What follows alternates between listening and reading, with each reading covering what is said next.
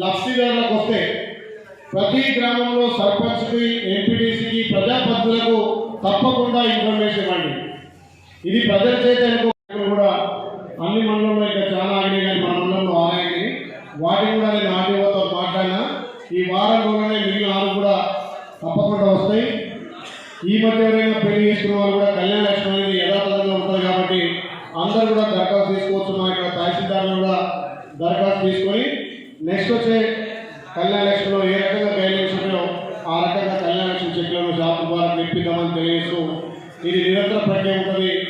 ఎందుకంటే ఆడపిల్లల కోసం పెట్టింది, ఆడపిల్లల భవిష్యత్తు కోసం కాబట్టి ఒక చక్కటి కార్యక్రమం.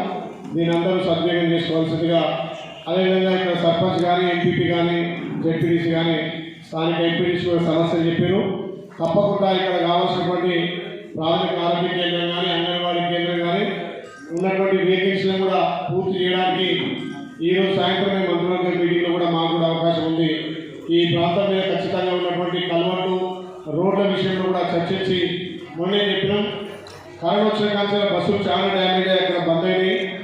ఆ సమయంలో పనిచేసిన బస్సులు మళ్ళీ పునరుద్ధరించినాయి కాబట్టి ఈ మధ్యనే మన రాష్ట్ర ప్రభుత్వం కూడా 1050 బస్సులు కూడా తీసుకోవడం జరిగింది. దాంట్లో మన నియోజకవర్గానికి ఎక్కువ బస్సులు తీసుకొని ప్రతి గ్రామంలో బస్సులు పునరుద్ధరించాలి.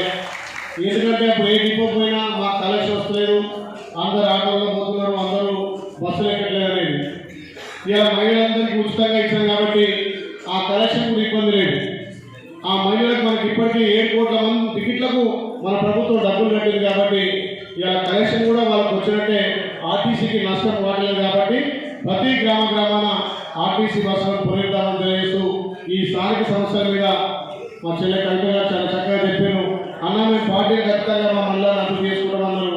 నేను చూసిన 4 సంవత్సరాలు కూడా అభివృద్ధికి వచ్చేసరికి పార్టీలు పక్కన పెట్టే పనిచేస్తూ ఎక్కడో అక్కడ చిన్న చెదురుమాటలైనా మనందరం